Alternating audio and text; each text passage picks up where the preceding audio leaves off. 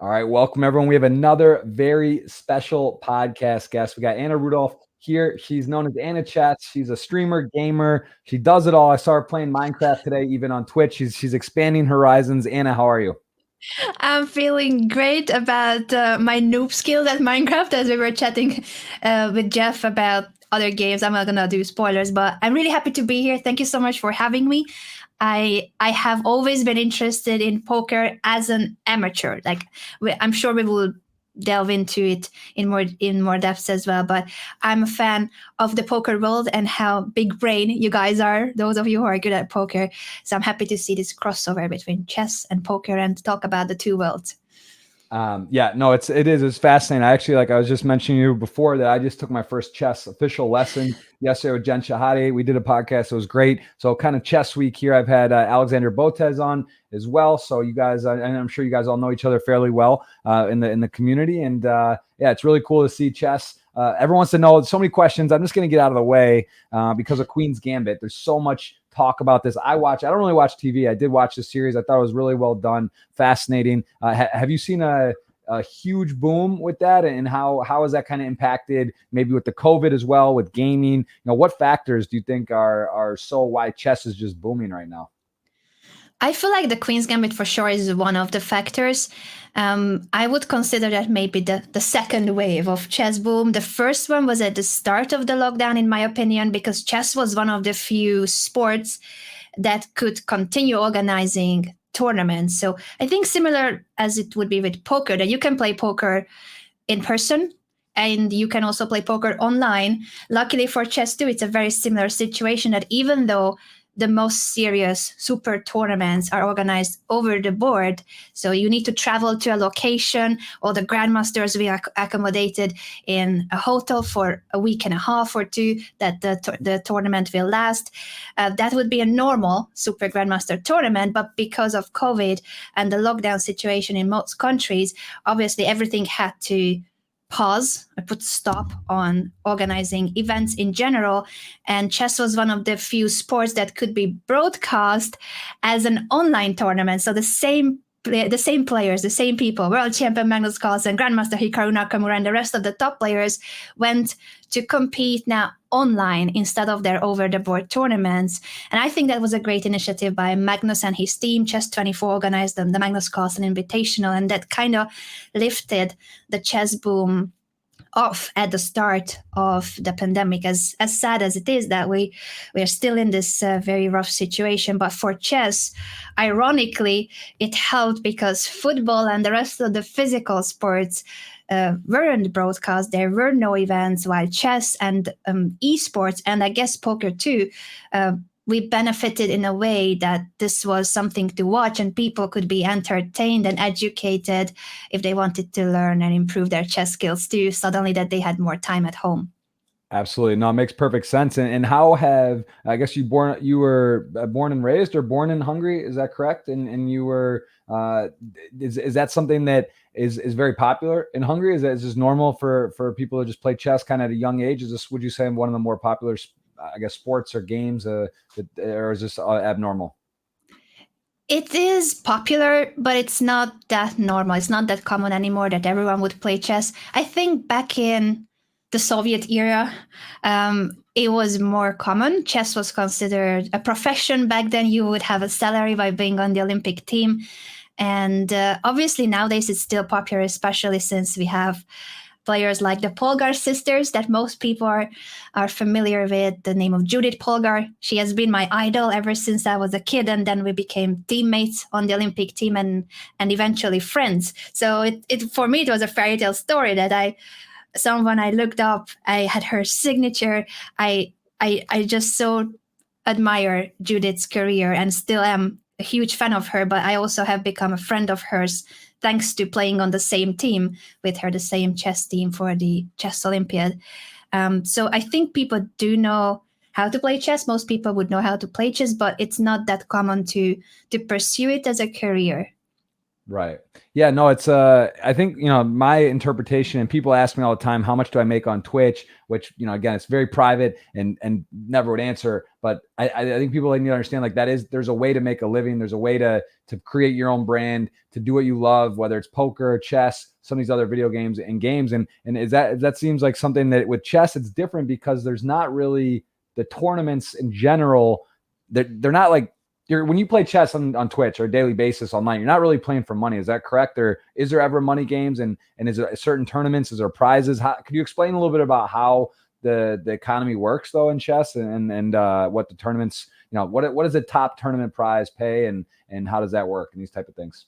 Absolutely, absolutely. I think Hikaru broke it down on his channel a few days ago, and I'm looking forward to watching the video about it because I wasn't present there live, and I was like, this is an episode I want to watch. But what I have seen as a not top chess player, Hikaru, I'm talking about Grandmaster Hikaru Nakamura, for those of you who are not that familiar with chess. He's a 5-time US chess champion, top chess player. So I will be very curious to listen to his thoughts about this, but from what I have seen as someone who played on the Olympic team, so I did make it to some achievement, but that achievement is not a full-time job achievement. In chess, I think chess players only make a full-time living out of chess if you're in the top, very top of the list. I don't know if it will be top 20, top 30, but you have to be at the very top. And there are so many people who become even grandmasters, grandmaster being the highest title at chess. And unless you start giving chess lessons, or nowadays what helps too is that there's a thing called streaming. So you need to add something to that. Just by competing, a grandmaster will not make a full-time living, because a normal tournament, other than the super grandmaster tournaments where Magnus and the rest of the top players compete, those are the tournaments that have the highest prize funds. But every other tournament would be, for instance, an international chess open tournament could have maybe 1,000 or 2,000 euros as first prize. And if you don't win the first prize, you're not fully funding the expenses of your family. And the tournament can last up to 9-10 days. So you're spending half a month on a tournament where maybe you end up winning 200 euros. So in that sense, competing at chess, unless you're at the very top, is not a full-time job. Yeah, it's interesting because it's similar to Olympic sports. I'm pretty familiar with how it works, and there's a lot of sponsorship, and same thing, like the top, even you can make the Olympics in certain teams or be at the highest level and you're not really making a living. There's other people doing other things. So I think that's nice about Twitch and content now, where you're able to have some opportunities to build your own brand and supplement yourself, find creative ways to get sponsorship. Is that, because I guess if, like, let's take before Twitch and before there was this type of stuff, it's kind of hard, right, to get sponsored, or you'd have to almost get sponsored. Like, is that something that people would do, families would do? Is there programs like, let's take Twitch and social out of it, take 10, 15 years ago? What was your understanding? How were people, competing? Was it basically they were getting funded, self-funded? Because it wasn't really like sponsors were sponsoring people to go play chess. And now there are sponsors, right? You have sponsorships. Some of the top players get brands to back their shows or to be involved. So kind of tell me how that sort of shifted and how drastically has that shifted in the last few years? It certainly has shifted a lot. And as you said, before Twitch, before content creation added a new way of income to chess players too, sponsorship wise, I think maybe some of the players managed to get sponsorships, or in some of the countries where chess is more popular, being on the Olympic team can give you either a salary or a part-time salary. I for instance, me too, I was on a scholarship for being on the Olympic team for a year or two, but it wasn't like it's for your full entire lifelong chess career. Sometimes you do get a bonus for it, sometimes you don't, and it still is not a full-time salary. So I think in most cases what happened before content creation is that a title chess player would start coaching. Most of the chess players who didn't make it to the very top, so they couldn't make a full-time living out of competition, they would end up giving chess lessons. And that's very common, that a grandmaster, international master, basically it doesn't even matter at what title, but there are so many people that seek becoming a teacher or a coach of chess and giving chess lessons, having pupils, which I think is fine as long as you like teaching. But I have seen also, sadly, quite many cases where it's clearly that Grandmaster had an aspiration of becoming a very strong player, and even though they made it to the very top rank, they can't make a full-time living by competition, so they end up giving lessons, but they don't enjoy giving lessons, and they are not really motivated. It doesn't come from deep within that they want their students to do their best, or they may not even like working with children and they end up teaching kids. So those are I think are some sad cases where it's out of necessity that they give lessons instead of really enjoying and being a teacher, being passionate about education. Yeah, that's a great point. I think this probably happens in a lot of different industries and in different games and such. And poker for sure. There's people that play poker for a living, I know, that aren't really happy or they lose the love of it. And same thing. And what about teaching for you? Have you ever done chess lessons? Is that something that people at home watching, could they get in touch with you? Or at this point, are you just, you look at it like an hour of teaching, or I could do an hour of streaming? I'd imagine listen, I know you're in high demand. Let's just say what it is. You are. It's hard. We had to pencil this in from a long time away, and I know how it is. So could I get chess lessons? Could someone reach out? And is there a price tag for your chess lesson, or is that not something you're doing in the moment? I don't give private lessons anymore, but I do work with streamers. So for instance, what I have done now with content creation is that there's a tournament series called PogChamps, where content creators, streamers, gamers pick up the game of chess. They may only know how the pieces move, and then they sign up for this big chess tournament. So we end up coaching them for a month. It's part of the tournament that prior to the event, we have a month of sessions with the streamers, and depending on how enthusiastic and motivated they are, some end up taking many lessons, others may just take a few, or they might not be taking lessons on stream, but they try to learn on their own. There is an upcoming event for poker players that I'm involved in too, the Jokers Gambit, that will be on Hikaru's channel. It's going to be a 2-day charity event, and it's a similar idea that you guys, poker players, you know how to play chess, but maybe you have never taken a lesson. You've just said, Jeff, that you had a lesson with Jen just the other day. So I think it's always great when you see someone who is an expert of one field picking up a new game, and just being ready to be a noob again. As I was saying, being a noob at Minecraft just a few hours ago, I was playing on my channel this game for the first time, and I think that the Jokers Gambit 2 is great, that it brings together some of the top poker players, but you guys will be competing at chess, which is not your forte, and at the same time it's gonna be for a great cause and good fun. I did see this. I saw that. Is it too late? Like, what is the ability to register, or what is the skill level, and what is the exact cause? Could you maybe talk a bit more about that? I've seen a lot of familiar faces in it, and is that something that it's like chess is so different than poker, right? Because it's hard. I'm not going to beat you in chess. Like, it just won't happen. Like, we're not going to go on here and do that. Whereas if we played poker, you could beat me, especially with some, go all in. There's math and luck. There's a more of an element of luck, where chess there's not. So how is that structured? Is it just pure chess, or is there some handicaps for the poker players, or is it just go best wins, good luck? You're right that at chess, if you and I play, unfortunately, because I've been playing for too long, it's going to be very difficult to have a chance. And maybe even if I don't know how to play poker, I could get lucky, at least with a hand or two. So you're right that that element doesn't exist in chess. For the tournament, it's every participant comes from a poker background, so there will be no chess player in the field. That's the one that will balance out somewhat the tournament, that I think all participants have almost no chess background. Daniel Negreanu maybe is one of the more experienced players because he has competed in the previous edition of PogChamps, but most of the participants would just know how the pieces move, and from there on, once you enroll in the tournament, it's all about taking a few lessons here and there, practicing solving puzzles, and see how good you can get within a month or so.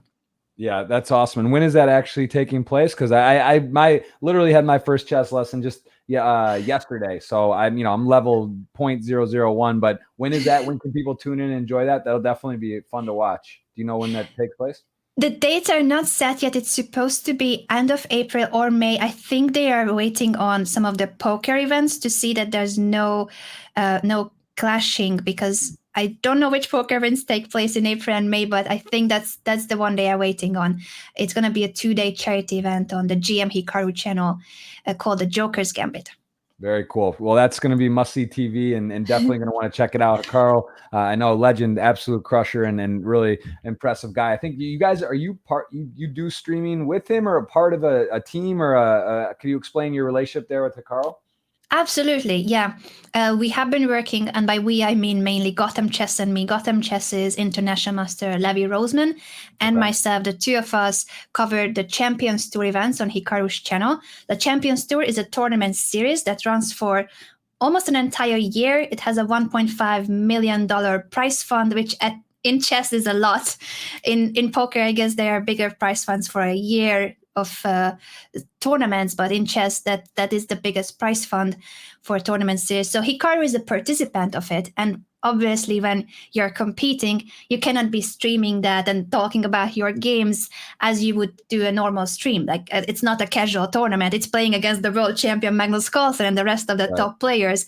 So Hikaru competes, and we take over his channel for his competition so that we can broadcast the event from his perspective. We focus on his games, and he joins us every day after he finishes the rounds of that day. So it's been already the past couple of months, half a year or so, that we are Team Hikaru. We cover his events, and we also do charity events. And this is for this year I think our biggest goal, that Hikaru has stated that we should raise $3 million. With the previous event that finished just a week ago, we have finally crossed the 1 million mark, but we still have 2 more millions to go. And it's amazing to see when the chess community comes together, and it's not just the games and the broadcast anymore, but it's fighting for an even more important cause. We are raising funds for CARE to fight poverty and hunger in the world globally, and that makes it gives another meaning to the broadcast.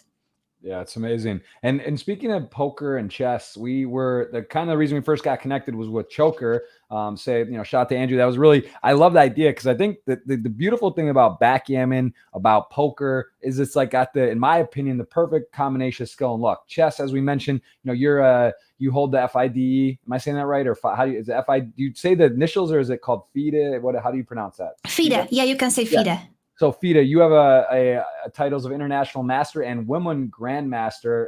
Correct me if I'm wrong, but in the game Choker, which it's pretty cool. Like there's actually some drawing, there's luck. Like you and I could beat you in Choker in theory because of the distribution. You might even resign, or they bring betting in where I could go all in. Yeah. You might just fold on a particular spot, and it's pretty cool. And they've made tweaks along the way. What was your experience with that in that game? And I think you got to the semifinal or final. I can't remember now. It's been a while, but that was fun to watch you play and sort of figure this new game variation out. What do you think on that? I loved it. I think Choker is a great idea. So as you said, what's missing from chess in comparison to poker is that there's no real luck element. There's no variable that would give a beginner or a less experienced player some chance. So if a titled player plays against even an intermediate or advanced level player, it's almost always that you end up losing. Or in best case scenario, maybe if you have studied a lot, you practiced a lot, perhaps you achieve a draw. But to win against an experienced grandmaster, that's basically in chess an absolute no chance situation. With Choker, everything changes in that sense. I didn't do too well in the Choker Cup, but I played a match against Hikaru, and that's, I think, a very interesting situation, because I know that even though I played on the Olympic team and I have the international master title, that's 2,400 rating points. Grandmaster is above 2,500, so that's the Grandmaster title. Hikaru is way above that, obviously. He's a super Grandmaster. But in chess, I have zero chances against him. As I said, maybe if I have a really good game, perhaps I achieve a draw. Maybe I could make half a point. But to beat him is kind of a mission impossible at chess. When I played against him in Joker, we played a couple of games as a mini match. I actually had one hand where I had a queen up. I had a queen versus his rook. And he even like this, he managed to create a fortress and defend because I ran out of time. But I had a winning position because I got good cards and he didn't fold in that game. So I felt like finally have actual chess chances against him, but that's because of the poker element of Joker, which is the initial stage of what cards do you get and how do you use them, how do you bet. Right. So that was really cool to experience. Yeah, no, it was fun to watch and fun to kind of see that brought in. So I thought that was really cool. And you mentioned, could you explain Olympics and chess? Because there's been this idea about Olympics and poker, and could it be an Olympic sport? So chess, could you explain, is that when you say you're an Olympian for your country, how many people get to participate from each country? And is it done by age or women and men, or break it down? What does it mean to be an Olympian in chess? Sure. Yeah, I get this question a lot on stream as well because it's in my bio that I'm a former Olympian. But the link is in the bio. Right? Yeah, I'm proud of it, but I also understand that it can be confusing because chess is not a Summer Olympics sport, nor it is in the Winter Olympics. So then people are like, okay, why is it Olympics? So chess has Olympiads separately organized every 2 years, which is great in comparison to the every 4 years Olympiads or Olympics, in a way that we have twice as many chances of winning a medal. And it counts as an Olympic sport. There's all sorts of criteria listed for which sports count as Olympic sports. Chess, according to that list, counts as an Olympic sport. And in countries like Hungary, it is rewarded just the same way as someone winning at the Summer Olympics, a gold medal. If you win a gold medal at chess, you get the same reward for it, which is, I think, amazing. It's amazing. And the Olympic team would consist of 4 players and the reserve. So 4 players competing at the same time.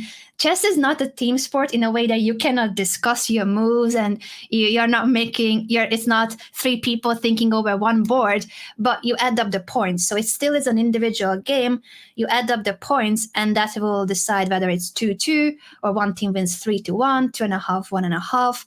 And it does add some team strategy to it in a way that if you see that one of your teammates is winning, because you're sitting next to each other, so it would normally be an over-the-board tournament, and you're sitting next to each other, if you see that your teammate is winning, you can maybe change your strategy to being more solid and just not risk that much, because you know that your team is going to be leading and you don't want to give unnecessary chances to your opponents in that sense. But the opposite would happen if one of the players are losing, because then you need to save your team and you probably need to take more risk than usual. So in chess, we don't really bluff, we don't really go all in, but sometimes the tournament situation might require that you go for something sharper and more dangerous, and sometimes not so sound of a combination, just in order to try to get your way back into the game. So that would be a chess Olympiad. And Hungary, for instance, has won a couple of medals. And what that means for their Olympian status is that in Hungary, this is just for Hungary, but I'm pretty sure that in Russia and other countries too, there would be some kind of a system like this, that after the age of 35, if you have won a medal at an Olympiad, Olympics or chess Olympiad too in this case counts, then you receive a monthly salary for having received that medal. And depending on the color of the medal, it's one amount or the other. So obviously gold medal being the best. I've never heard that. That is fascinating all around. I did not realize that. So is it on like odd years or even years? Does it coincide with the Olympics? Like or in every, does it hit, or they do it on odd years so it doesn't match up with the winter or summer? Good question. So if it's 2016, 2018, 2020, that does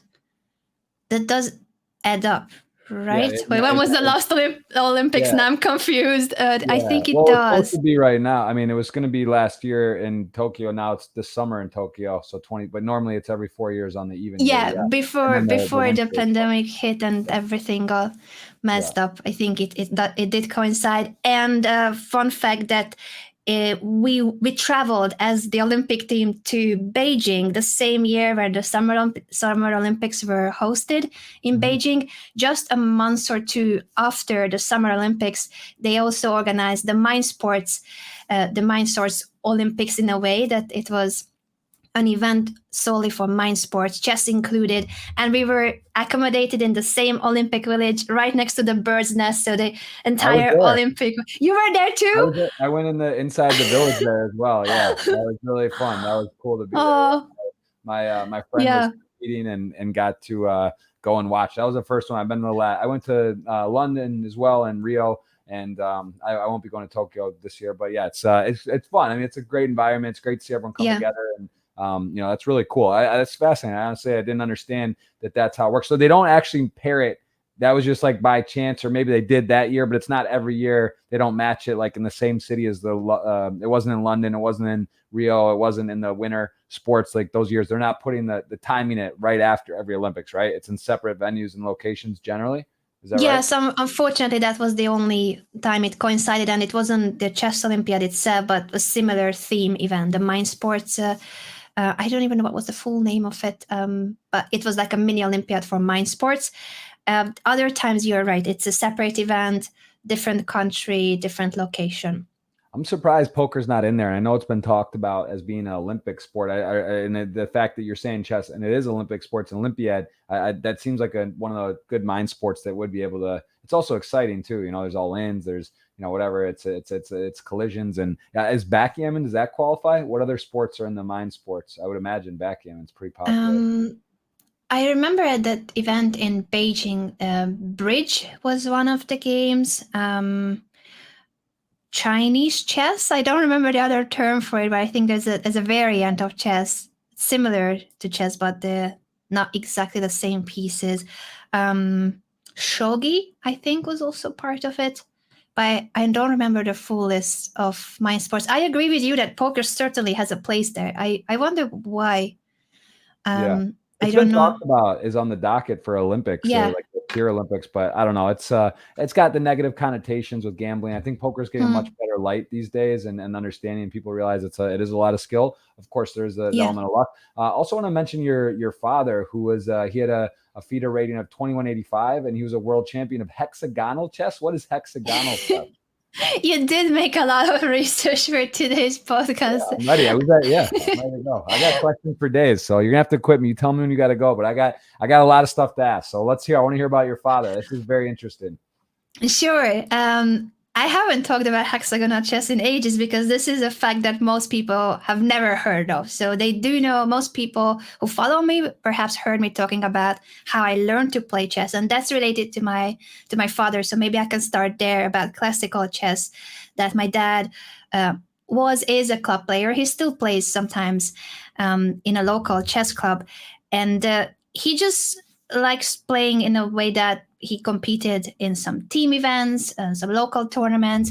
He did get to over 2100, which is, I think, a really good level for someone who plays chess as a hobby. But because he loves chess this much, we always had a chess board in the living room. And as kids, my sister and I, we just started building towers out of the pieces, using the chess pieces to connect it to our Lego sets, just an entire fairy tale world that you do what you want with the chessboard, obviously, without knowing anything about it. But he played on the computer sometimes in this really old MS-DOS game called Battle Chess.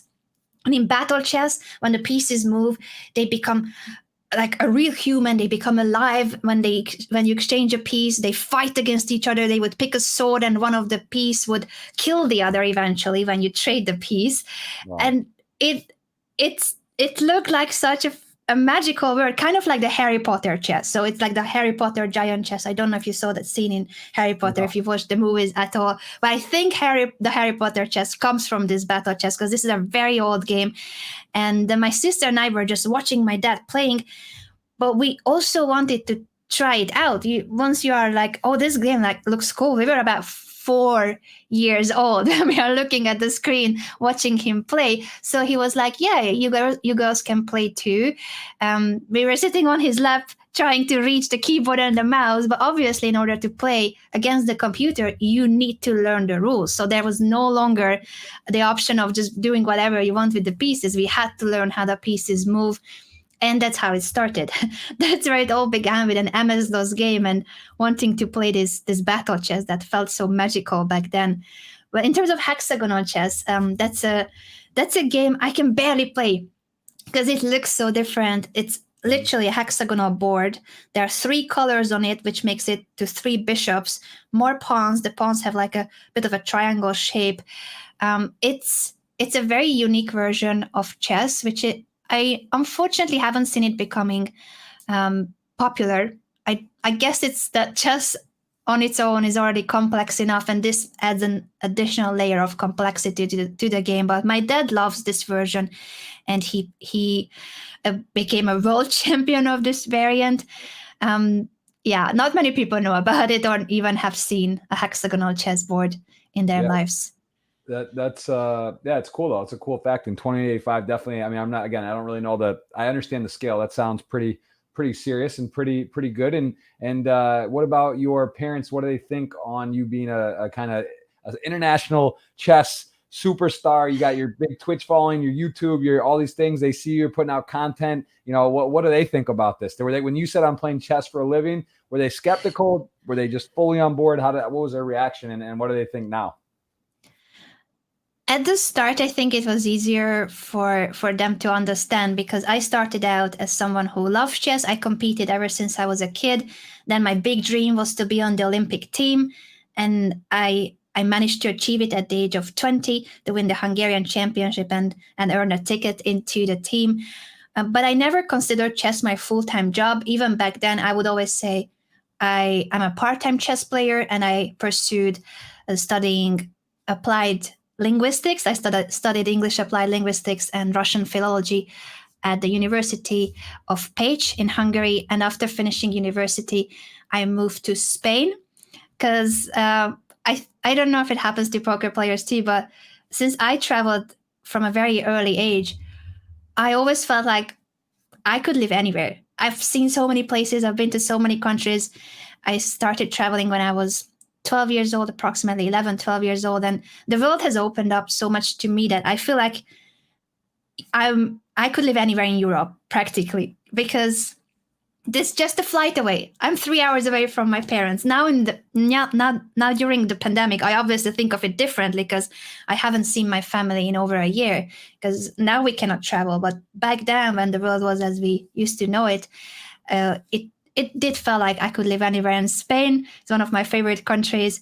I played the World Youth Championship under 12. Tiny Anna was playing her first World Chess Championship in Spain. I think that was always a great memory to me. So and you speak Spanish as well? Sí, también hablo español. Yes. Very nice. I saw that. I saw you were doing content. That was one of my notes too. That you do in Spanish and English. It looks for chess24.com. Are you used to? Right? Yeah. Funny enough, I recorded my first chess videos in Spanish because Chess24 was the first company that hired me about 7 years ago. It was already in Hamburg, in their studio in Germany. That's where I recorded my first ever chess video series in Spanish. And then I turned into creating content in English, but it's fun how it started with the Spanish chess videos. And I think I made a short story long because I started at then I moved to Spain and such. But until then, I think my parents understood what I'm doing because I played chess competitively. I was on the Olympic team, but I never tried to even make it a full-time living. As I said earlier, it's very difficult. And I never wanted to be in a situation where I have to try to win a tournament just to pay the bills. I never wanted it to be that burden of a financial situation. It's super interesting. Just sorry to interrupt you, but like very similar in poker too, because poker is a little different because you're risking money actually, versus just maybe not moving up the money or progressing. Because in poker you could actually regress. But that's kind of the interesting part with Twitch as well, and streaming and YouTube and content. Like in the last I used to play and travel a lot and do a lot of stuff with poker. And then the last few years, it's more, it's almost like a different world. Like, it's like interesting. It's sort of and I don't want to put words in your mouth, but it seems like you're very uniquely positioned, that you're at like the highest level, or one of them. You're one of that you could regard as one of the best in the world, but then you sort of transitioned into content, media, teaching, that type of stuff. And I'm in a similar position where it's like, I play less and I actually enjoy a lot the content. I love the engagement, the interaction, the audience, the networking, the people, and kind of like go the other route, because, in poker, you may not understand, like, just like I don't really understand chess, like how it all works and like how to, where you can move the limits. But in poker, there's PO solver, there's a lot of computer program, a lot of studying, a lot of stuff. And if you're not, day in, day out grinding and trying to be in the top 1%, there's people that are doing it. And like Hikaru, I don't know what his superpower is, or Magnus Carlsen. Obviously, these guys are brilliant, right? Like you can be smart or intelligent, but these guys are like computer prodigy level people, I would imagine. But at the same time, they're working extremely hard on their game, and that's the difference, right? If you want to compete and you want to be the best, it's like a different type of path, right? You might, like you personally, it sounds like you prefer the content, the media. It's more relaxed. It's a different path than that, like grinding, trying to be the best chess woman player in the world. That's what it sounds like. And it's very similar in poker in that respect, where I think there's a lot of uniquely positioned people that decide, hey, like, I'm pretty good at poker, or I'm pretty good at chess, but I can take my skills and stuff and my resources and promote to others, help people get better, and also continue to get better myself, but not necessarily have as much pressure or, intensity to it. That's what I hear you saying. And I can see a lot of parallels with that in poker too.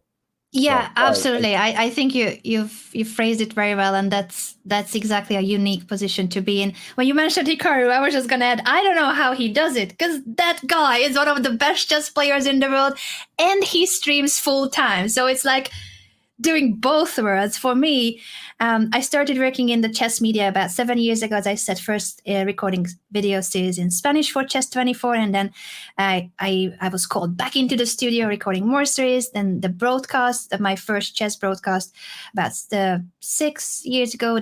Then more and more events called me, and I eventually transitioned into becoming a chess broadcaster and creating chess courses at the same time. But I had to pick at some point, will I want to compete, continue being on the Olympic team? Because that's a lot of effort of studying. As you said, you need to constantly be on top of your game. You cannot just, say that I achieved this level and I'm going to keep it. Like, it doesn't stay with you unless you train really hard. You cannot keep that level. The knowledge would stay. You probably don't forget most of the things you have learned, but without practice, you cannot compete at the same level where you normally would be. So training tournaments, constantly solving puzzles, improving your opening repertoire. There's so many ways in which you need to stay sharp and you need to stay on top of your game. So in 2016, I was in a situation where I would already be somewhat known as a chess broadcaster. I hosted some of the top chess events, but I was still competing on the Olympic team. And I knew that there would be a moment where I need to choose which is more important to me, which path is more important, because it's very different, the preparation you do for a broadcast or for an interview, that you research a lot about the players, you research about the event that you are hosting. You need to know more about the game history of the players you are talking about on the broadcast than your own game history. So suddenly the priority shifts on, I'm not studying my own games and my own opening, I'm studying Hikaru's and Magnus's. And if I don't play them personally, as much as I'm looking at those positions, it doesn't help my personal competition level. So it became clear to me that at some point I would need to choose. And that year, I wasn't selected for the team of the Olympiad, because there's a bigger squad that trains. We were about 6-7 players that trained that year for the chess Olympiad. And I played one tournament very poorly. That was the qualification tournament. So I ended up not being selected for the chess Olympiad that year. And I thought, okay, I think this has been decided. I was already hesitating which way to go. But if I don't make it to the team, I don't see a reason why to try to do both. And That's when I retired from competition. Yeah, and tell me about those two Olympics. So where did you guys? Do you place? How many countries compete in the world out of 200 and some countries, I believe, in the world? I don't know, it changes 230 or 40. I don't know what the Yeah. exact numbers. How many are going to the Olympics? Is it like, because in the Olympics, I remember seeing in swimming, which was a sport my friend was competing in. I went to pretty much all of them. And I saw some of the even like qualifiers before the medal races, and there were some countries in there where guys literally could barely get up and down the pool, but like you automatically got a bid to the Olympics. So every country could send people, right? Like to represent, and they don't make the finals. How is that in chess? Is it like, is there a qualifying to get to the Olympiad, or is everyone just anyone can bring whoever they want? Every country's eligible to compete. It's pretty much that way, that every country is welcome, every country is invited. So in some countries, there would be a huge competition for the spots on the Olympic team. In other countries, it may be easier to make it to the Olympiad. But yes, almost every single country is present. It's a huge event. It used to be my favorite on-site event, in a way that it's multicultural, multilingual. Everything is just, it's a competition, but at the same time it's an international celebration of chess, that so many people from so many different parts of the world come together to play the same game, to have chess as our mutual language. Very cool, very interesting. Yeah, learning for sure a lot. And what would be, if you weren't doing this chess and being content creator for chess and all what you have been doing, what path do you think you might have gone on? Was there something? I know you do broadcasting for chess. Like what hobbies and other things? I see some artwork in the back. Is that, did a fan make that? Did you buy that? Is that yours? What is that in the back there? Oh, I wish I was this talented. This is fan art. That's Kevin and me in this one, and that's a chess portrait of mine. I have so many items I got from fans, from small to big ones like these canvas. But if I had to pick a profession, I think I would be a teacher.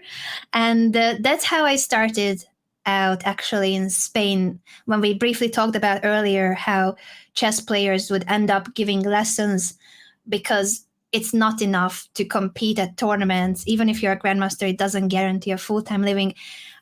I went into teaching thinking of it from a very different angle. I always wanted to be a teacher. My mom is a teacher. My dad also used to work in a high school. And for me, working with children has always been one of my favorite profession, in a way that I love kids and I love feeling like I'm helping to help someone or a group of people get better at any skill, at any level. But I never wanted to teach chess. Back then I was like, I'm a chess player, so I competed chess, and I was going to be an English teacher.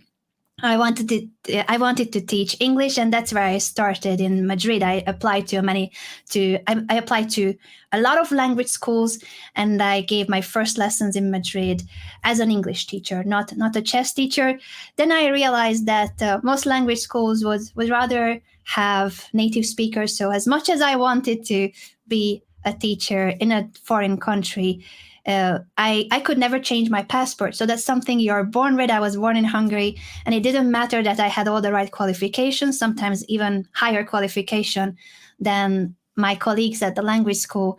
One thing I could never change is that I was neither British nor American nor from any other English-speaking country. And I had to realize that as much as I want to be an English teacher, I have a disadvantage there. And in chess, I had a huge advantage because it's not that easy to get to a titled player level. So suddenly, in the chess scene, I was a highly requested teacher, while in English, I was on the bottom of the list, as sad as it was.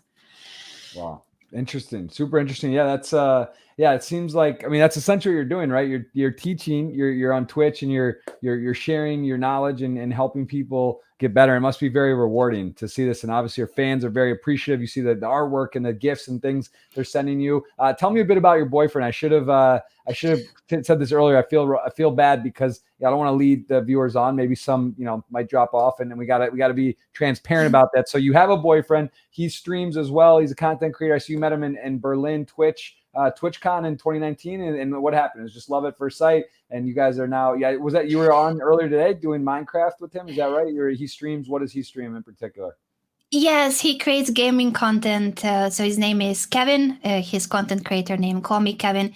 He has been a YouTuber content creator since he was 16. So we ended up being creators in a very different path. He started making YouTube videos at the age of 16, and it turned out very well for him, because I think He's got a very unique sense of humor. So apart from creating gaming content, it's always hilarious. It's kind of like watching a comedy show that's based around gameplay. He plays all sorts of games and he messes around a lot on purpose to make it kind of a parody of some of the characters, kind of a comedy style narration of every game that he plays. We met at TwitchCon, as you said, in 2019 through a mutual friend. And I had very low expectations of the event, to be fair. I was in Iceland with my friend Alexandra Botes. She was playing a tournament in Iceland. And I was like, I'm going to visit you because she lives in the States. Iceland is not Spain, but it's still closer than flying to California. So I thought, I'm going to see you in Iceland. We're gonna go on excursions. We're going to see the country. I was in Iceland before for a chess tournament, but I was never a tourist there. So I thought this is a great occasion. And I half regretted saying yes to TwitchCon because that meant I had to leave Iceland earlier. It was a 3-day event, TwitchCon in Berlin. And I was like, why am I not staying in Iceland? This would be a great trip if I didn't have to go to Berlin. So I boarded the flight half thinking that this shouldn't have been my decision. I just wanted to go to TwitchCon because I've never been to any Twitch events earlier, and I was curious what it would be like, but I didn't have a meet and greet. I didn't host anything. I was just there kind of as a guest myself to see what's a gaming convention like. And my friend, my content creator friend, RT Game, Dan, he was going to go as well. So I thought, okay, at least I meet up with him. We're gonna have some time just looking around the convention. But honestly, I didn't know that my life was gonna turn 360 degrees and I was gonna meet someone as special as Kevin. I wasn't looking for relationships. I was even very, in a way, disappointed in what I had seen in other friends' relationships as well. And I was not in the right mindset to even think I was gonna meet the man I was going to share my life with for the next couple of years, hopefully for many years. We have been dating for 2 years. I obviously can't see the future, but that was a life-changing event for sure. Amazing. Yeah. I mean, that's a big term in poker called variance. And, you can talk about sliding doors or, luck and random things. And it's just crazy, right? Like you could have easily just said you're all reluctant to get on the flight. Maybe you just stay. Things are all different, but things happen for a reason. I'm lucky. The same thing. I met my wife at Burning Man and walking by, and now we have a son, and the best thing that ever happened to me in my life. And I also was not looking. I was just, roaming around having fun, and you just don't know when it's going to be time, and you kind of know when and that's awesome. Congrats, and I wish you guys the best, and that's amazing. So, okay, guys, she's off the table. Let's clear that off so that we'll go to the next section. Actually, I do want to leave time. I want to remind everyone we do have a giveaway, and if you retweet on my Twitter page, there is a Ask Anna a Question, so you can retweet, ask a question. We'll go try to take some of these here as we kind of move. Well, there's Kevin and Dan. That was my pinned tweet. Actually, it's with Kevin and Dan at the TwitchCon event we were talking about. So this is where it all began. Yes. Very nice. There it is. That's awesome. And it's right sitting next to you here. Kevin is on the right and Dan in the middle. As a good wingman, he's in the middle there. No, he had no idea either. No, neither of us realized that this is gonna lead anywhere because no one was seeking for it either. I can see the look. I can see the look on his face there.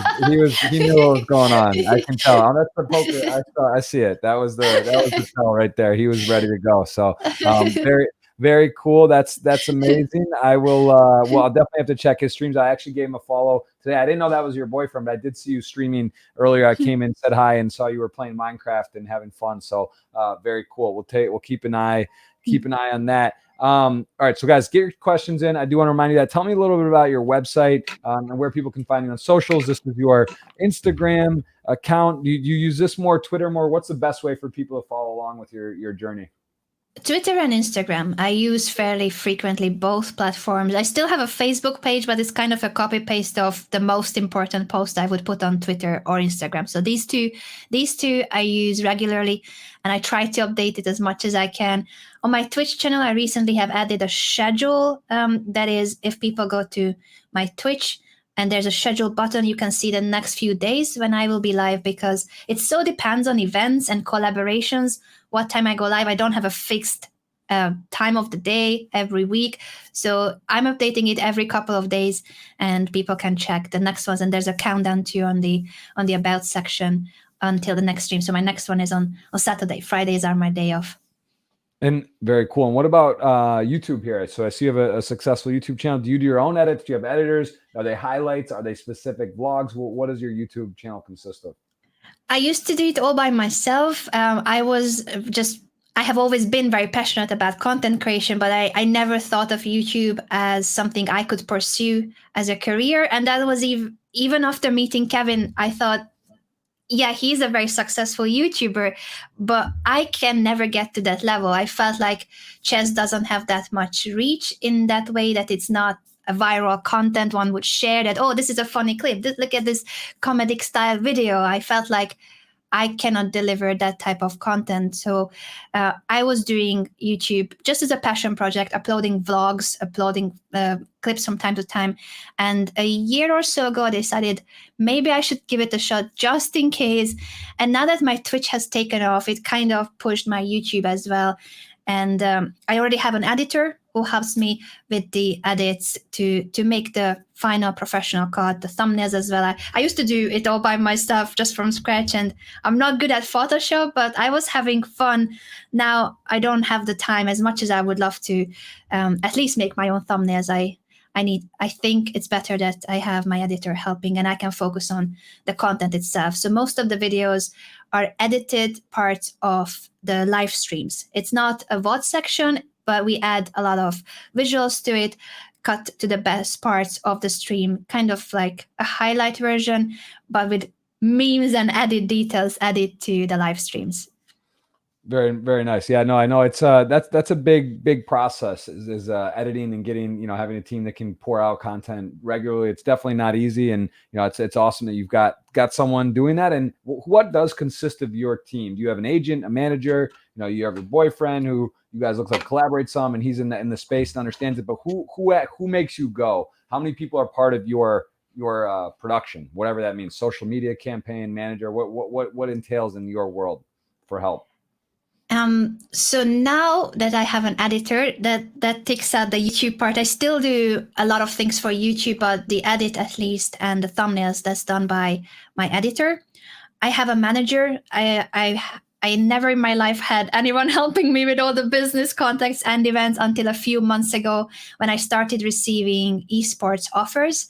I haven't talked much about this on my stream because I'm not about to sign. I haven't decided, but I have been contacted by a couple of esports organizations. It's a new thing in chess that chess is going in a way in the esports direction. And Hikaru has signed with TSM. The Botas sisters have signed with Team Envy. So either as a chess player, as a competitor, or as a content creator, we started to receive offers from some of the biggest esports organizations. And that's when I realized, as much as I like being my own boss and controlling everything, I have no idea about the esports area. I have no idea about negotiations, the legal side of things. So now I have an agent helping me, agent/manager helping me with all the business mail. I have started receiving also a lot more sponsorship deals, and he just helps me to make sure that I personally only need to talk to a client or a company that will sponsor a stream or a video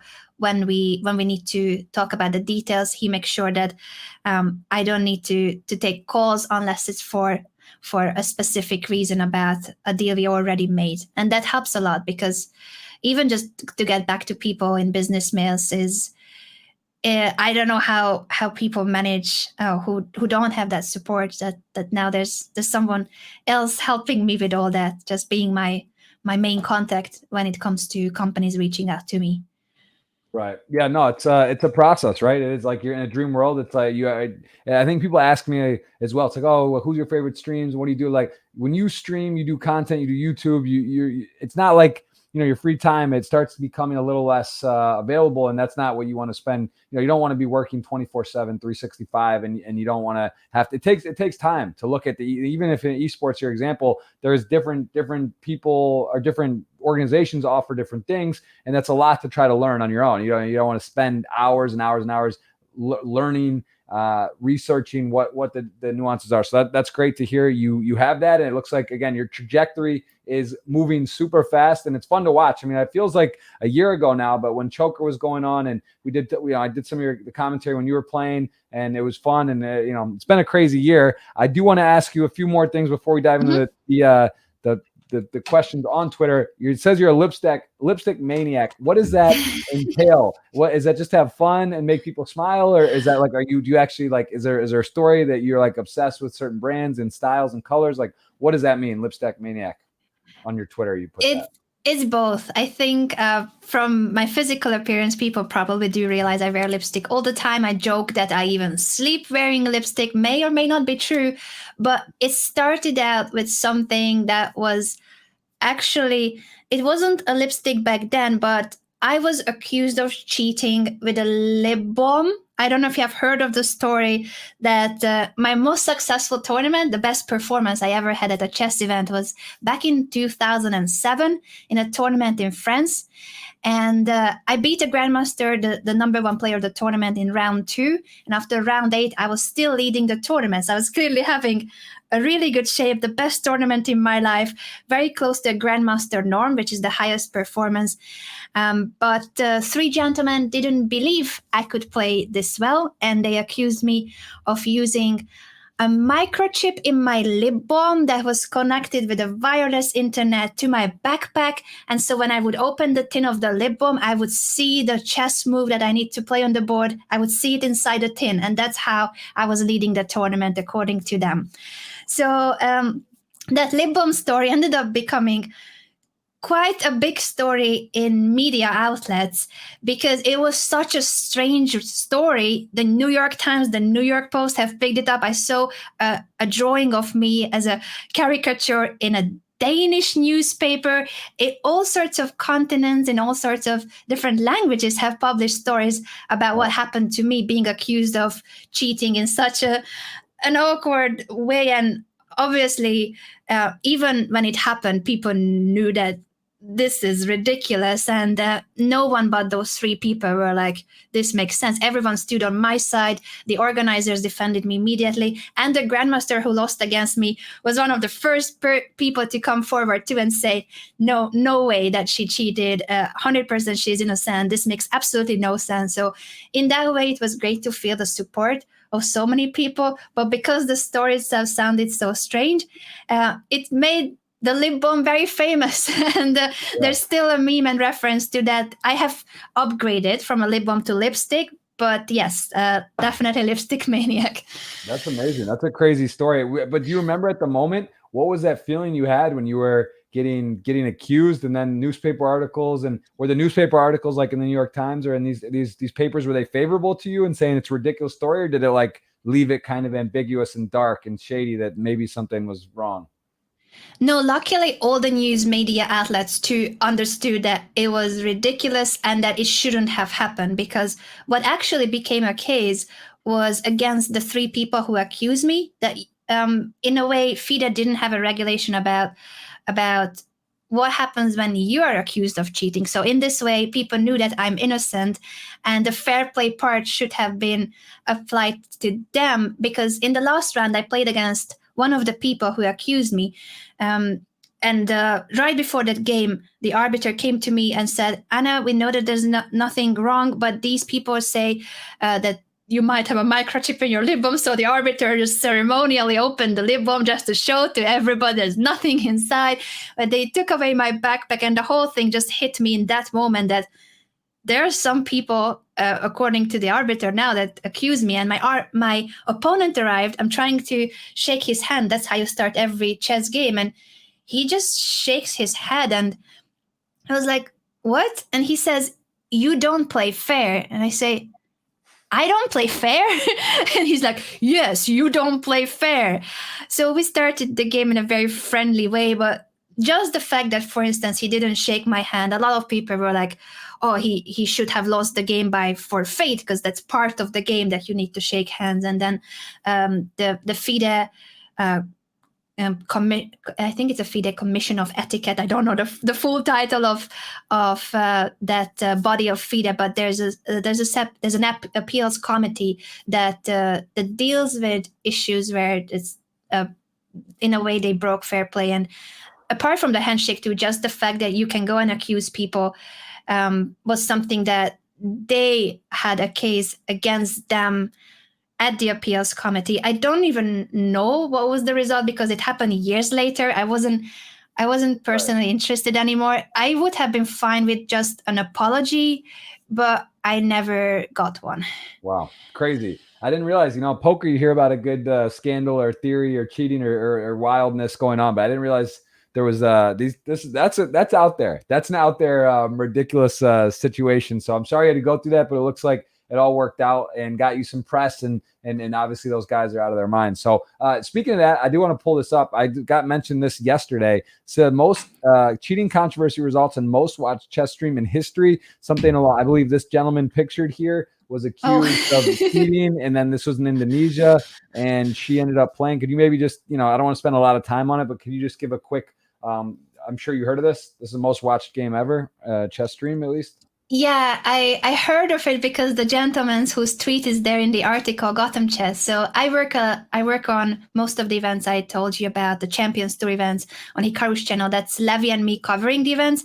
And Gotham Chess is the streamer who played against Dewa Kipas. I might have been butchering the pronunciation. Apologies on that. But he played against Dewa on his stream, and the game was just a suspicious one. I normally am not going on witch hunting, and it's not my place to decide, but Levi felt like his opponent was cheating. And there's a team working on chess.com that's specifically the anti-cheating team. So whenever there's a situation that you think your opponent may have cheated, you can report the player, and it's up to chess.com to look into it deeper, check the I don't know all the measures that they do in terms of IT and algorithm and such, but they have a very, very serious system of checking whether a player has played fair or not, whether there's a computer assistance. And in this case, chess.com ends up banning the account, so ends up stating that Levi's suspicion of this player cheating during the game was correct. The player has now his account banned for cheating. But at the same time, this match happened where Irene Sukandar, one of the top players of her country and the strongest female player of Indonesia, she played a match against Dewa Kipas over the board, and she won 3-0.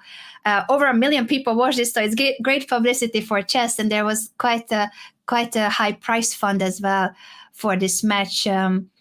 I think the only issue is that, as Levi said in one of his videos, that even though the account was banned, even though Irene won 3-0 over the board, where you cannot be using a computer to help you, the player himself, Dewa Kipas, has never made a confession. He never admitted that he actually cheated. Interesting. There's some controversies in poker, and this thing you mentioned, like RTA, real-time assistance type of programs and stuff, and it just goes to show you people, they're still doing that even when people do that sometimes when there's not money at stake in games, and I guess there's reputation and people you got to be on your toes, got to always be on your toes. So that's interesting. I just got wind of that, and I didn't realize that was a thing in chess, that those cheating was like that happened from time to time. I guess makes sense. Just like anything, there's some people out there not doing things right.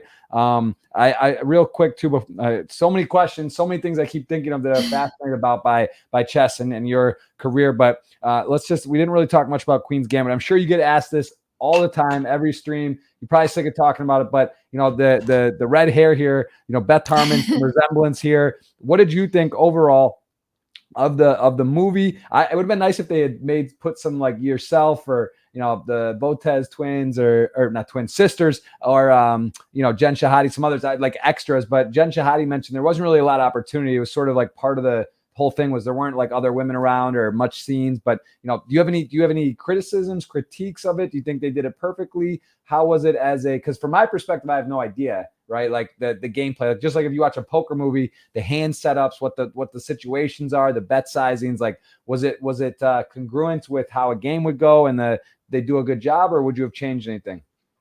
I think it's an amazing series. I honestly started watching it at first because I felt like it's part of my job to know about it.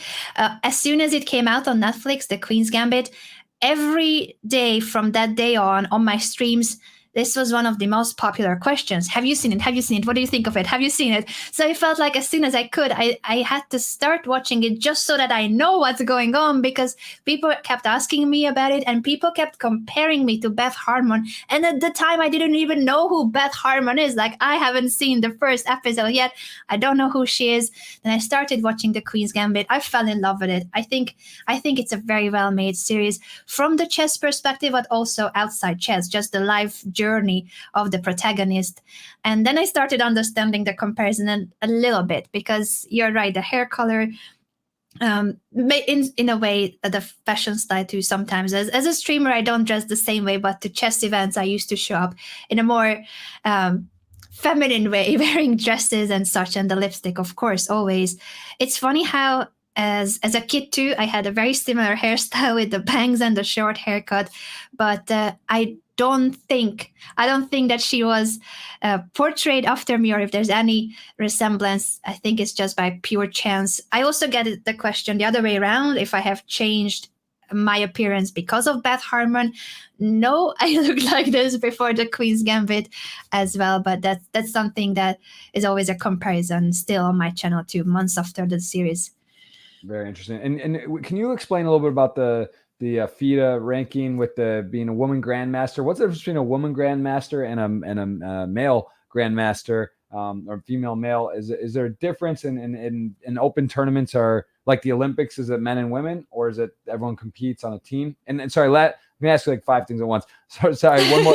If you win a gold medal, a medal for your country, is it like in swimming? There's relays or track and field, individual and team, or is it just team or just individual at the Olympics?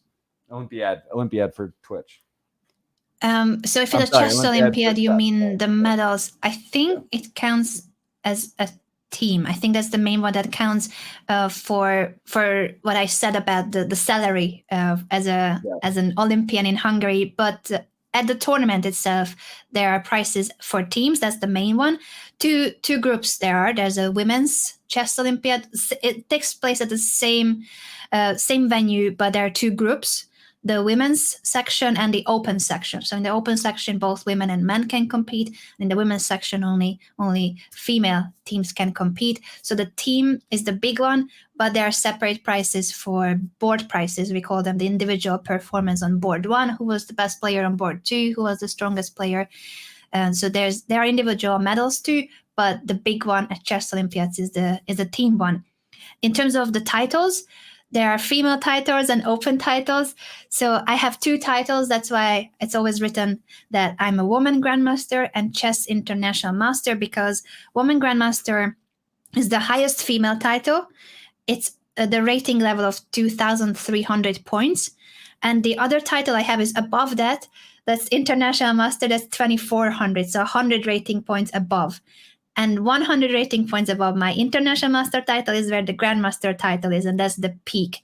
That's the highest chess title. It's a weird system in a way, that why there's a division between female and male titles, or open titles. Now they are officially called.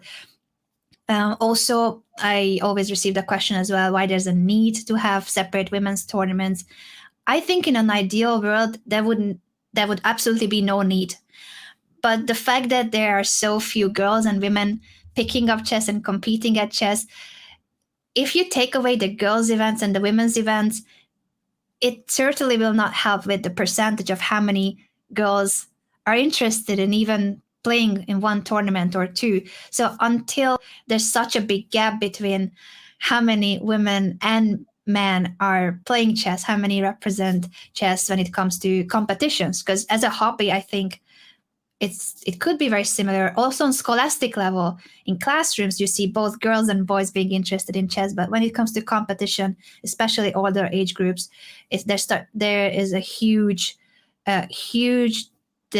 distinction between the representation. If a tournament has maybe 100 participants, perhaps only 2 of them are women or girls, and there's just a huge gap. I would love to see that gap becoming closer and closer, and once there's equal representation, I think there would be no need for separate titles and separate events.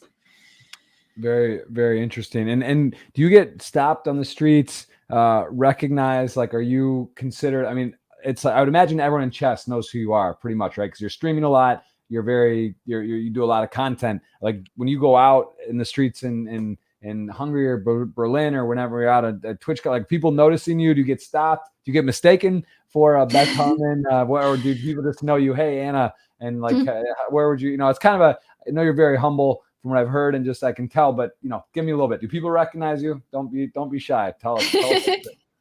Very rarely. I think on the streets, very rarely I will get recognized. Kevin gets recognized a little more often, but I'm happy that even he doesn't get recognized that often. So in a way, I think we are lucky because we can pursue something we love and we are passionate about our jobs and content creation, but it doesn't create that extra burden where you feel like you cannot leave the house without wearing sunglasses and a cap. So in that sense, we are lucky. I don't know how things will be when the world goes back to normal and we can go to more places and events. We do love gaming conventions. Apart from chess events, I was going to go to many gaming conventions, and I would love to meet more fans in the future when events come back and it will be possible again. Yeah, you might be surprised after who knows? This is a year from now, and you might not be able to. You might need security. So we'll see what happens on that. That's very cool. And let's take some time for questions. I know you got a busy day. It's late where you are as well, right? You've been going full speed today, streaming and whatnot. So guys, give her a follow on YouTube. Check it out. Instagram, YouTube, Twitter, Twitch. She's got all the stuff. She even has a website on here. There's looks like some games, and you can just kind of see more about you. Is that correct? There's shows you all the different socials on here, and anything else on here. What's chessable.com/Anna? Is that similar to chess.com, or is that a different site? That's my most recent course. Yes, they are part of the Play Magnus group. So Chess24 and Chessable belong to the same group. Magnus Carlsen's company is Play Magnus, and Chessable, Chess24, and also CoChess, I think, are the 3 main chess platforms they have. So that's my most recent chess course. My other courses are on iChess. Those are the courses where people can learn from me because, as I said, I don't give one-on-one lessons any longer. I do want to help my viewers get better at chess.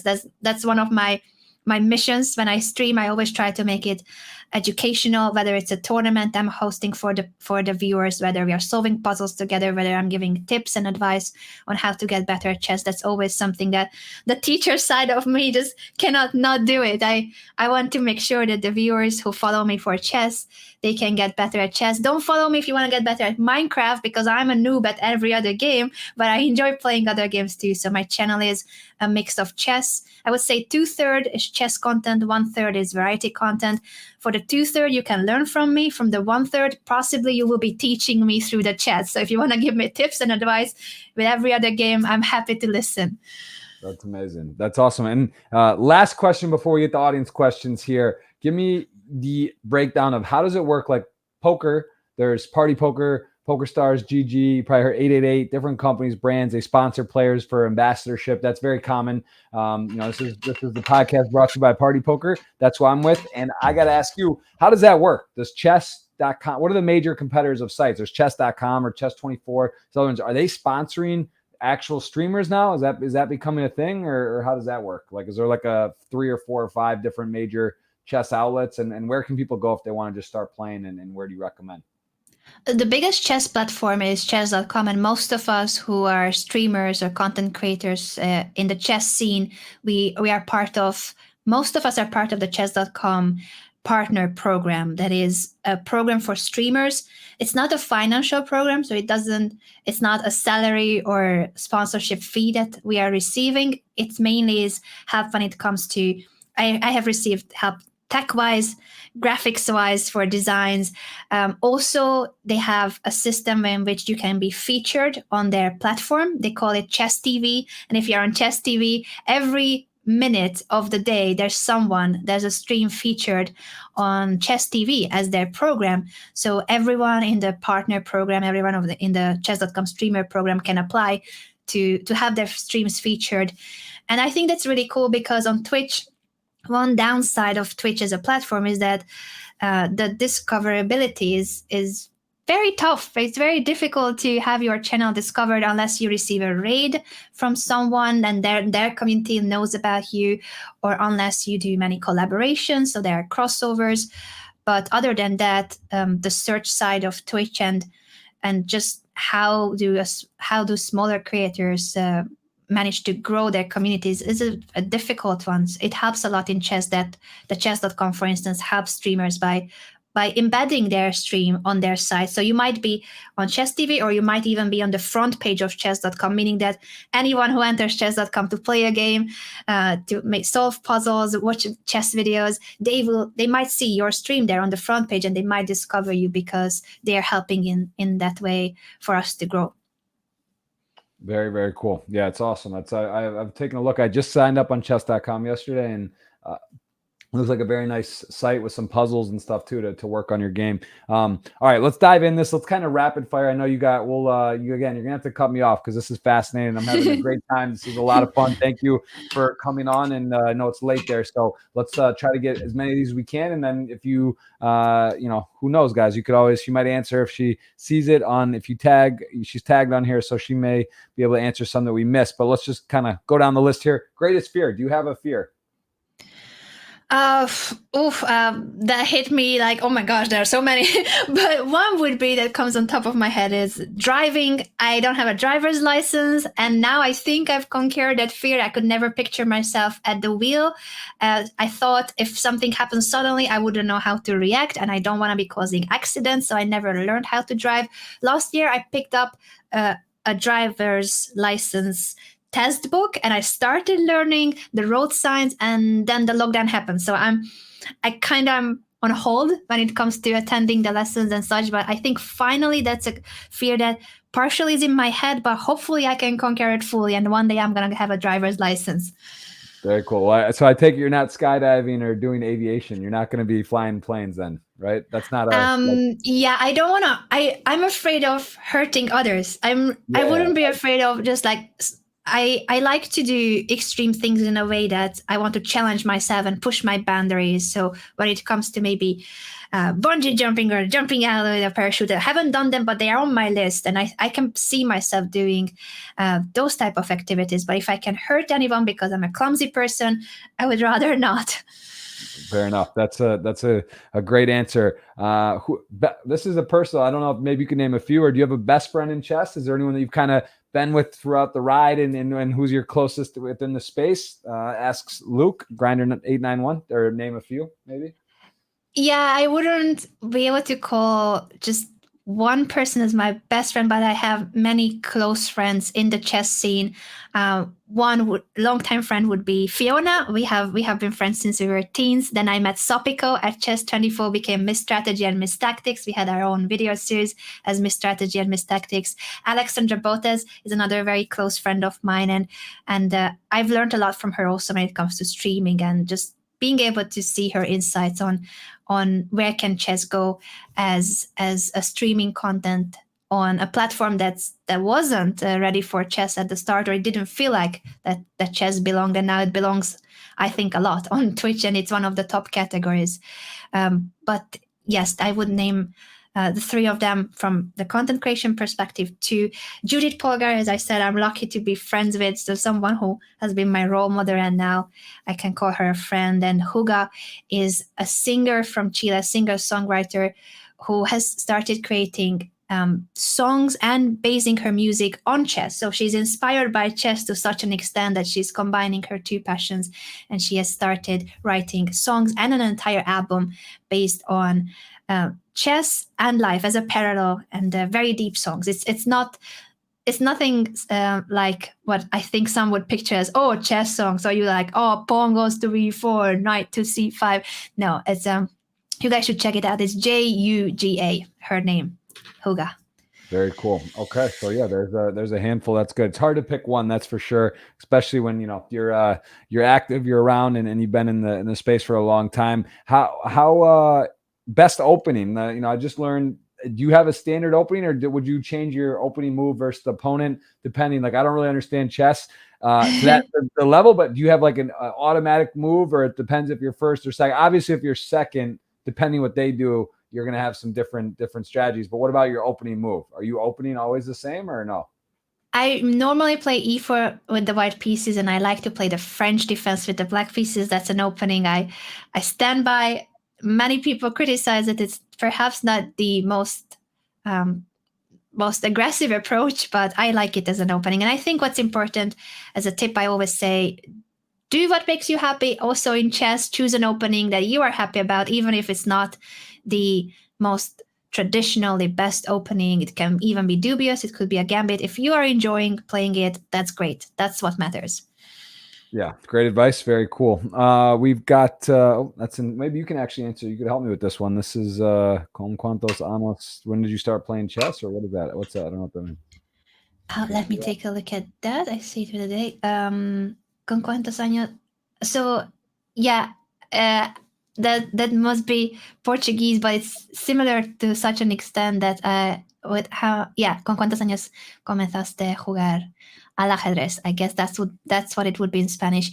I started playing chess. I learned to play chess when I was 4, and I played my first competition when I was in primary school. So that would be about 7-8 years old.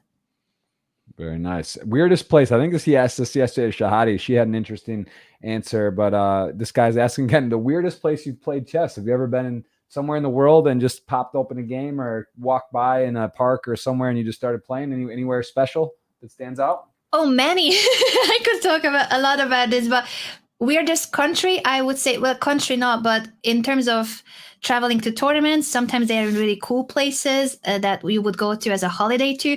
I've been to Siberia 3 times for chess tournaments because they love it there. They love chess in Siberia. In Khanty-Mansiysk, they built an entire hotel complex to accommodate the chess Olympiad. So they are supporting chess a lot there, but it wouldn't be the top destination you think of when you want to go on holidays. Very interesting. I did not know the Siberian pedigree was strong in chess, but I guess that's like Russia, basically, right? So it's just right there. Yeah. So yeah. Russia. Give me the top rankings in chess for countries. Typically, Russia is one of the powerhouses. What are some other like just historically great countries for chess? I think the fact that the world champion of present day, Magnus Carlsen, is from Norway, has opened up the scene, because it used to be that it was the Soviet Union dominating the chess world. So they were passing the knowledge along. They were training together. It was very difficult to get into that scene. The victory of Bobby Fischer over Boris Spassky was almost a miracle in that sense, that Fischer didn't have that background and an entire nation trying to help him when it comes to training sessions and helping the preparation. So I feel like nowadays it's a lot more open because of the internet. You can have a training session with anyone from any part of the world. Even if you live in Norway, you might have a coach in Russia or in India, another country where, of course, chess is a very popular game. And some of the child prodigies or chess prodigies of the present times would be from India, some of the top, most promising players. At the same time, another player we sometimes point out as potential future world champion, Alireza Firuza. He's from Iran, a country where chess is popular, but it's not as popular as in Russia or India. It's interesting how there are chess nations, but also we see talents popping up here and there because of what I think is the internet just being available to access video resources, playing online, having training sessions over Skype. It helps a lot. Yeah, no, that's absolutely right. So we got a question about stream chess games, of course. So the guy knows that. He's just rhetorical question. What do you? We talked about this, the chess boom and the pandemic. Where? Let's put this in perspective. Queen's Gambit, obviously important. You know, it's that component is the pandemic happening, kind of putting people in a spot, maybe learning new things. Where does Twitch rank in general? Like, how important do you think this has been for the development of chess, Twitch and YouTube? With this content specifically, was this inevitable, or did the pandemic and this Queen's Gambit just accelerate it dramatically, or was this already kind of happening though, like a couple of years ago? Like what like I should say, how surprised are you like where it is right now today? Are you like, wow, a year ago I would never have thought it would be this popular, or did you see this coming and maybe just a little bit sooner than you thought? I certainly didn't see it coming. I think this was a very pleasant surprise to most of us. Maybe Alex, as I was saying, Alexandra Botez, I feel like she always had a lot more insights to the potential of the platform Twitch. But other than Alex telling me that, oh yeah, this does have a future, this can go somewhere, I don't think any of us could have predicted that it would be this much of a boom. But in terms of Twitch, we talked about the chess boom because of the lockdown and tournaments going online, grandmasters now competing online and being one of the few sports that could compete at the start of the lockdown. Then the Queen's Gambit happening in autumn. And in between, I think what I would add to it, and that clearly is a Twitch phenomenon, the tournament series PogChamps, that started out as a collaboration between one of the top gamers on the platform, XQC. He started playing chess on his streams. And Hikaru just came by one day when Hikaru was streaming. He opened up XQC's stream because he was told that XQC is now playing chess. So Hikaru came by to see how is he doing, how are the games going. And then XQC's chat started constantly just sending messages about Hikaru is here, Hikaru is watching, ask for a lesson, collaborate, ask for a lesson, do a collaboration. They ended up collaborating for the first time, having a chess lesson together, Hikaru teaching XQC, and out of that collaboration and more lessons, an entire tournament grew out of it because he was interested in chess, and I think that made chess.com too realize, chess.com and Twitch, because they are the two organizers of PogChamps, as well as Hikaru himself, of course, and his team, that there is interest in chess also when it comes to other creators, other streamers. And what if we had a tournament that was only for them? So the entry level would be basically that you know how the pieces move. You don't need a higher knowledge. We're going to prepare you. We're going to give you lessons if you want to take lessons. That's the PogChamp structure. And then you will have the tournament a month later. And it ended up being a very successful series. Some of the biggest streamers and creators have competed throughout the 3 series. XQC is always in the field, but also Pokimane joined. She's the biggest female creator on the platform. Rubius, the #1 Spanish language creator on YouTube and Twitch, was also a participant and a student of mine, together with Pokimane for PogChamps 3. So I think PogChamps as a tournament series, bringing in so many fans from outside chess, because when you know that your favorite streamer or YouTuber competes at the tournament, you want to be there, you want to show up, you want to support them. And that has brought in a lot of new viewers and new fans to a game that maybe they wouldn't start watching if it's a serious chess broadcast. That's more difficult to get into as a new viewer to chess. But PogChamps is, I think, a lot more accessible. It brings in a lot of new people, but it also makes it a lot more understandable for the beginner level. And that should be the entry level. That should be where we want to make sure that people will enjoy when they tune into a chess stream. We want everybody to be involved. For sure. I got my man Marco Ghost of M in the chat, who's always one of the top moderators in Twitch, no doubt about it. Always on the spot. Got a question about this cheating scandal, that asking, do you believe that you are held to a higher standard as a female grandmaster? Do you think that a male player would have been accused of cheating in a similar situation? And did it feel kind of personal? Maybe they were like, I don't like getting beat by a girl. And based, what was your read on all that? Is that something that maybe, because you said it's such a vast difference, the percentage of male versus woman, there's like sort of that complex sometimes with men, right? And poker as well, it's like, oh, a girl, and there's just it's like we getting beat up. Like, do you think that was a factor, or was it for sure in your mind? It could have been. I'm afraid that it could have been. I felt like it was part of it. I don't know if that's fully the reason. Also, I wasn't that young. I was 20 years old at the time when the tournament happened. So female at the age of 20, that's clearly not a child prodigy from a chess country. Well, chess country in a way that Hungary, it's popular enough in Hungary. So maybe that part I take, that I come from a country where chess is popular. But other than that, yeah, I don't know of their side. I don't know if that was their reasoning, but I felt like at least partially it was connected to the fact that I'm a female chess player. Right.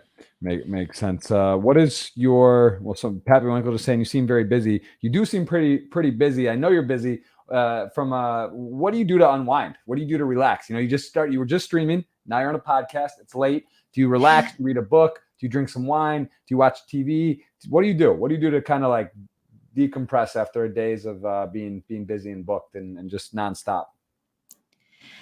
I think there's a difference between what I would do pre-pandemic times and what is it that we can do now. But I certainly think it's very important that any job, any profession, that you try to take time to spend with your family, with your loved ones. In this case, Kevin and I try to always reserve some time when we don't check business mail, when we don't focus on work. We have days, our Mondays and Fridays, we don't stream. We would still work during the day, but we don't stream those days so that we can spend the afternoon and evening together.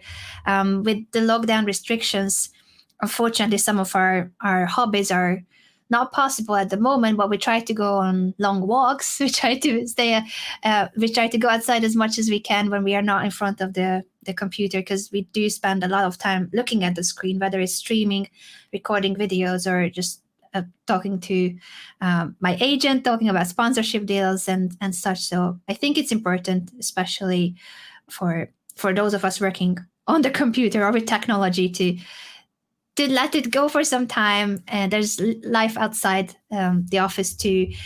Kevin plays the guitar and sings. I started learning a little bit the piano. I'm very bad at it, and I just constantly stop and then come back to it, stop and come back to it. But I try to have new hobbies too. There's a great game on Switch called Just Dance. I'm not a good dancer, but it does make me move. So we work out sometimes together, or I do my Just Dance choreographies to follow what I see on the screen.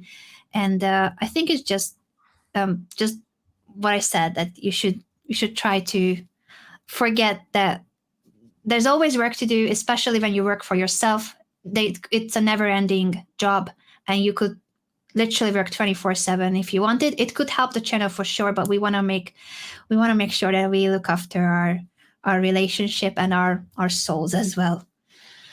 Yeah, that's an amazing answer. And I got to ask, how do you not burn out? Do you take, like, what's the longest? And I guess during COVID it's different because you're kind of this last year, but do you ever take 2 weeks off, a month off? Do you feel kind of as being on Twitch and a content creator, like, do you ever feel sort of like, well, if I don't do this, I'm going to fall behind? And, you know, it's kind of an interesting thing with Twitch being consistent, right? Like I've streamed for 5 years, and this last year, not as much, or periods, not as much. I have a son now, you know, I'm married. It's a little different, but, you know, it's hard. Twitch is hard to come and not be on every day. Because if you just come back once a week, twice a week, every month, you know, it's your fans and your engagement isn't going to be there. Is that something that's like in the back of your head? Do you have a hard time saying, okay, I'm going to disconnect, or do you find good balance, and just how do you approach that? I think for now it works for Kevin and me, saying that Mondays and Fridays we don't stream, and we still do work during the day and then have the afternoon and evening free. But I think once the world goes back to normal, we will definitely want to travel at some point. I haven't seen my parents and my sister in over a year, so I would definitely take more time off to see my family, to see friends. As soon as traveling becomes safe, I hope that my community will understand that I do want to see my family very much, and we keep in touch through video calls, but it's not the same as being able to hug my mom. So I'll definitely take some time for that as soon as it's possible and safe. Amazing. Well, listen, we there's a zillion questions. You tell me a couple more, one more, two more, five more, whatever it is. Just tell me, and I'll scroll through in some, because I know I can't. Again, I'm not going to quit you, so you got to give me a cue. You got to say, well, okay, Jeff, this is great, but this is enough. So you tell me when. Look at this. Look at the questions. There's a lot of questions here. This is people want to know. I really appreciate it. I can try to answer some of them on my stream too if I have some time at the weekend, but maybe two more because I'm also getting hungry. It's been skipping my dinner time. So two more questions, perhaps, if that's okay. Awesome. That's perfect. And then, yeah, that would be a treat if you could answer some, because there are some good ones I've seen, and we're not going to get to it. What's your favorite place in the world? Where's your favorite place you've gone, whether it's for a tournament or just Siberia? You mentioned. I don't know if this one is a super like destination spot, cold and tundra is what I picture. But any spots in particular that you love, chess or otherwise, to go to? Spain would be definitely my pick where to live. I lived in Spain for a reason, and only because I met Kevin and he was already settled down here in Ireland. I moved so that we can see each other more often. Other than that, I think Spain for me is one of my favorite countries for sure, as a holiday destination, as also as a place to live. Outside COVID times, obviously, the world is a very different place. Very, very, very cool. And the last one. Let's see. Let's see a couple good ones. Let's do this one. Someone asked about goals outside of chess. Do you have any specific goals for chess and for, I guess, for your community now? You've kind of given up the diehard gamer, or going for it to be the top in the world. You're doing more content and stuff. Do you have goals for Twitch for content, and also in the real world outside of this beautiful thing we do of playing games and for a living? Give me goals on and off those two categories, and then we'll go. I'll queue up the giveaway as you answer that, and we'll wind down here. So sure. In terms of goals, as a competitor, I had as a goal to be on the Olympic team, and it was amazing to feel that I achieved that. As a broadcaster, I had a dream list of tournaments I wanted to cover, and I'm very lucky that I ticked them. The World Championship was one of the biggest ones, but in 2018, I was hired as the host of the World Chess Championship match in London alongside Judith Polgar. So that for me was one of the biggest events I ever covered. And now, obviously, the Champions Tour events on Hikaru's channel and being involved in PogChamps are the most recent events that I'm very proud of. As a creator and for the channel, I normally don't have numbers set as goals, but it did have, I think that Hikaru set a goal for me last year. He said in November that my channel had to hit 100,000 followers by the end of the year. And that was just a little over a month to go. I was at maybe 60, 70,000. I don't know. It felt like a mission impossible. I know I needed over 30,000 new followers in a month, and I thought this is not going to happen. Even just a few days before the end of the year, I doubted a lot. I thought maybe first week of January or by the end of January would have been more doable. But then the community came together so much. Also his channel, Levy's channel, pushing it that Anna has to get the 100K. Anna has to get the 100K. So on December the 30th, just one day before the year ended, my channel hit 100K. And now we are in March, and it has doubled in size in the meantime. So that was, of course, huge for me to see. I guess this is the exponential growth I never understood in math lessons, that the very start is a lot harder than later, because now I have more exposure and maybe more people get to hear about me. So it's easier in a way to gain new followers because of the size of the channel. But what I always say is that apart from the numbers, to me, the most important on my channel is that I want my community to be known for being a very positive and wholesome place. We call it a wholesome place where everyone is very respectful and kind toward each other. And as much as the channel grows, I just want to make sure that stays that way, that my community is a place where people like to hang out. We have a really hardworking moderator team, and we just want to make sure that people who join us, they understand that we don't want any toxicity or trolling or even just any kind of debates that can divide people. We want that to be taken to elsewhere, and we want to make sure that in our community, on our channel. It's always just a very friendly and welcoming space where everyone is treated with the same amount of respect.